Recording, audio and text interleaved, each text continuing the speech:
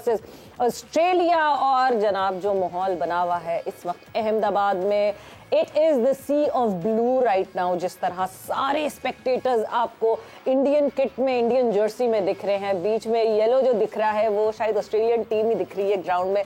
But a good start by both the teams right now, I must say, because uptight fielding, जिस तरह बात की थी कि uptight fielding हो रही है और fielding बहुत important होगी। But coming towards you, Yusuf, जिस तरह हम टॉस की बात कर रहे थे, अभी हमने अब थोड़ा सा देख लिया है कि तीसरा ओवर का इख्तिताम हो गया, 18 रन बने हैं। क्या सही डिसीजन लग रहा है टॉस का ऑस्ट्रेलिया का कि जीत के बॉलिंग कर रहे हैं? देखिए वो जो नमी वाली बात कह रहे थे जी, लग ही नहीं रही। ओके, अगर वो हो और 2 विकेटें ये ले जाते तो फिर तो ये प्रेशर उन पर डाल सकते थे, लेकिन वो खुद कह रहे हैं कि आहिस्ता आहिस्ता ड्राई हो जाना है और चांस एक इन्होंने शायद हाँ, मगर आपकी जो है बिल्कुल हम करेंगे क्योंकि एज यूजुअल जो है आपने माइक अपना वापस जो है वो ओपन करना है। बट जहाँ चांसेस लेने की बात हो रही है लाला, हाफ चांसेस को फुल चांसेस में कन्वर्ट करना पड़ेगा। This is the big final, इतना ही क्लोज मुकाबला होगा यहाँ पे। सवेर अभी जो फील्डिंग जिस तरह सेट की हुई ऑस्ट्रेलियन ने, इसका मतलब है कि वो किसी प्लान के तहत है और बॉलर्स ने वहीं उसी प्लान के तहत ही बॉलिंग करनी है। ठीक है, यहाँ पे मेन चीज जो है क्योंकि दोनों बैट्समैन फॉर्म में भी हैं और पॉजिटिव खेलते हैं, उनकी इंटेंट हमेशा पॉजिटिव रहती है। जो हमने देखी है लास्ट कपल ऑफ मैचेस, उनको बाउंड्रियां ना दें जी। फिलहाल कोशिश करें, अगर आउट नहीं हो रहे तो उनको बाउंड्रियां ना दें, खुद मारने जाएं, खुद चांस लेने जाएं, वो बेहतर है। उसमें ये होता है कि चांसेस होते हैं आउट होने की भी। तो वही जो पहले ही दिन से हम लगे हुए एरिया अच्छी बॉलिंग अच्छी जगह पे। अब ये स्क्वायर लेग पे चौक लगा, पीछे स्क्वायर लेग, और ये हम बात कर रहे थे कि स्क्वायर लेग पीछे लेनी चाहिए। तो उसमें ये जो अपना ये वाला शॉट क्या कहते हैं यूसुफ, ये वाला शॉट मिड विकेट खेलते हैं, mid wicket square leg towards square खेलते। इसमें ये है कि अगर आप बाउंसर भी करते हैं तब भी आपका बॉल उधर जाता है। तो ये रोहित खेलता है इधर ज्यादा, इवन के गिल बहुत अच्छे शॉट खेलता है यहाँ पे। तो इनके जो फेवरेट एरियाज हैं उनको ब्लॉक कर दे बिल्कुल, और वो ही नजर आ रहा है अभी तक हमें। तो अच्छे प्लान के साथ जा रहे हैं। आई नो विकेट मजेदार विकेट भी बहुत अच्छी नजर आ रही है।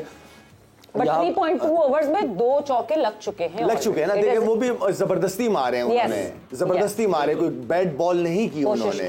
तो अगर टाइट लाइन पे बॉलिंग की जाए, let them take a chance, खुद से चांस ना लो अभी। बिल्कुल गुड फील्ड प्लेसमेंट। और ये अभी तक कैसा देख रहे हैं कि ऑस्ट्रेलिया, जो हम कह रहे थे ना कि ऑस्ट्रेलिया को होना चाहिए, ऑस्ट्रेलिया ने जो, मेरा ख्याल है कि वो नमी तो नज़र आ नहीं रही, और अगर टर्न हो जाता है दूसरी इनिंग में तो फिर तो इनके लिए 270-80 भी मुश्किल है। अगर नहीं होता तो फिर चांस ऑस्ट्रेलिया के भी काफ़ी हो सकते हैं। लेकिन मुझे लग रहा है कि ऑस्ट्रेलिया ने इंडिया की टीम देखी है तो ऑस्ट्रेलिया की टीम, इंडिया की टीम जो है ना बड़ी स्ट्रॉन्ग है।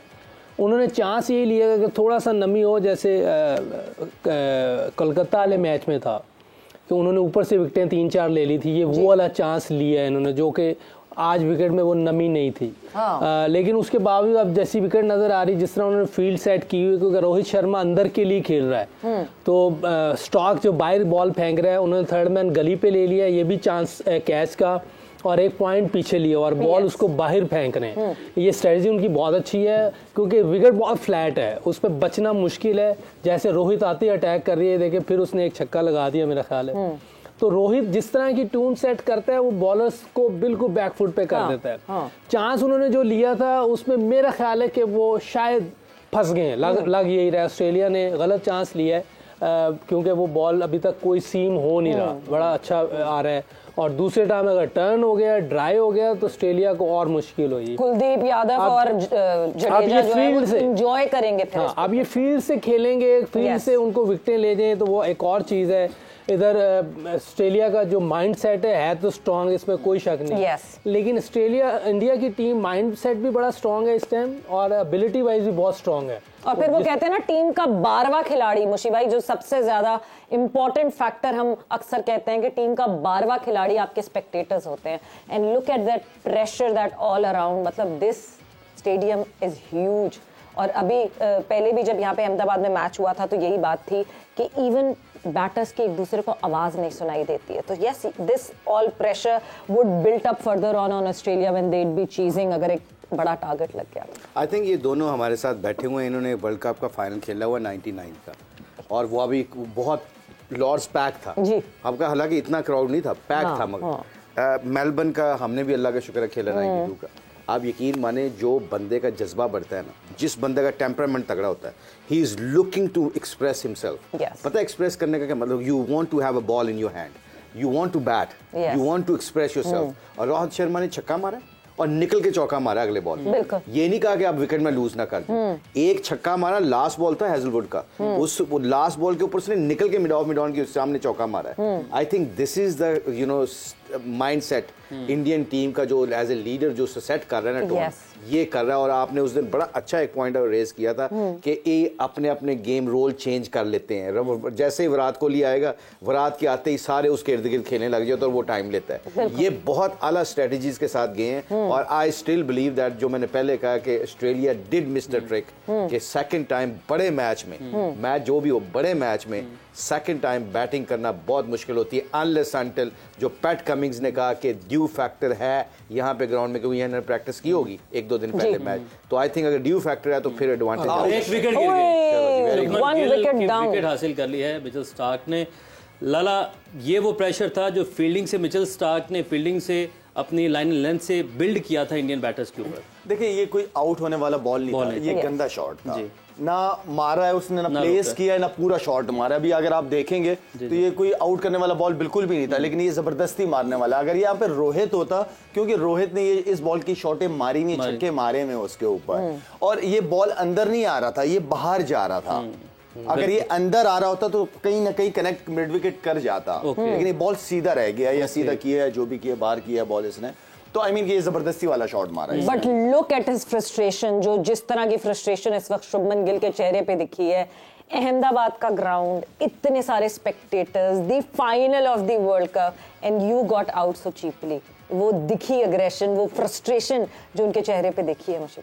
आई थिंक ये सुपरस्टार बनने जा रहा है ये लड़का, इसका एटीट्यूड बहुत तगड़ा है। ठीक है, मिस्टेक हो गई है जो उसने अपने इमोशंस दिखाए हैं ना लोगों को, कि because he was looking to get a big score. अपने नाम को बनाने के लिए नहीं, ये ओकेजन्स को बंदा मिस नहीं करता। तो आई थिंक यूसुफ बेहतर बता सकता है। मुझे तो ये लगता है बड़ी लंबी टांग निकली हुई थी और ये पिछले बॉल का इंतजार कर रहा था कि पीछे करेगा तो मैं खींच दूंगा।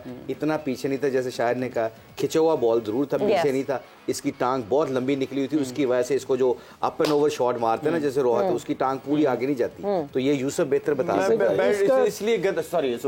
इसलिए गंदा कह रहा हूँ शॉट इसको, क्योंकि आपके साथ आपका कप्तान खेल रहा है, आप पॉजिटिव, कप्तान पॉजिटिव खेल रहा था। हाँ, आप मारते, अगर आपके एरिया में बॉल आता तो आप मार देते उसको। ये आपने जबरदस्ती शॉट मारा है। तो यूसुफ भाई ऐड कीजिएगा क्या, क्योंकि शुभमन का वो रोहित जैसा एक्सपीरियंस नहीं है, ये क्राउड जो आपके लिए इतना शाउट कर रहा है, तो उससे जब आप नए खिलाड़ी होते हैं तो वो बटरफ्लाइज होना, वो दूसरी वाली, तो उस वजह से आप एक्साइटेड होके आप इस तरह की शॉट खेलने चले जाते। हो सकता है ये भी हो, लेकिन ये जितनी क्रिकेट खेल रहा है वाइट बॉल में अभी तक अच्छी क्रिकेट खेल रहा है, लेकिन टेक्निकल चीज़ें इसको बहुत और इम्प्रूव करनी पड़ेंगी। क्योंकि आप जब तक रेड बॉल में अच्छा नहीं खेलते ना, तो आपको ग्रेट नहीं माना जाता। तो इसको ग्रेट बनने के लिए नंबर 1 तो हो गया वनडे में, और ये वाली चीज़ें जो अभी उसने की हैं, ये जो अभी आउट हुआ है, पुल मारने के लिए रोहित शर्मा को उसे मैंने बताया कि वो अगली टांग पे मार रहा है, बहुत बड़ी बात है। या विव रिचर्ड को हमने देखा है, या रिकी पॉन्टिंग को देखा है। रोहित शर्मा को मैं इसलिए क्रेडिट दे रहा हूँ कि वो जब उसकी टांग आगे जाती है ना, तो उसके हाथ यूं नहीं होते, उसके हाथ खुले होते हैं, इसलिए वो ले जाता है। इससे हमारी होगी, इसकी टांग भी आगे थी, पिछली टांग पीछे गई नहीं, इसीलिए अगली आगे ही रहेगी। अगर पिछली पीछे जाती, इसको टाइम मिलता, तो ये आराम से और ऊपर ले जाता। तो रोहित शर्मा वाली इसके पास टेक्निक नहीं है, वो वाली स्किल नहीं है, तो इसको थोड़ा सा अपनी टेक्निक को बेहतर करना पड़ेगा। आप जब बाउंसर आता, आपको थोड़ा पीछे आना पड़ेगा। तो वो इसने मिस्टेक किया, ये पीछे आया नहीं, वहीं से मार दी, इसके हाथ पूरे एक्सटेंड नहीं हुए होंगे। सही, यानी कि अब जो मुकाबला है हम ये कह सकते हैं कि अब वो बराबर हो चुका है, क्योंकि टॉस जीत के जो फैसला किया था। मजीद भी बात करते हैं इस ब्रेक के बाद। यहाँ पर वक्त ब्रेक का, हमारे साथ रहिए।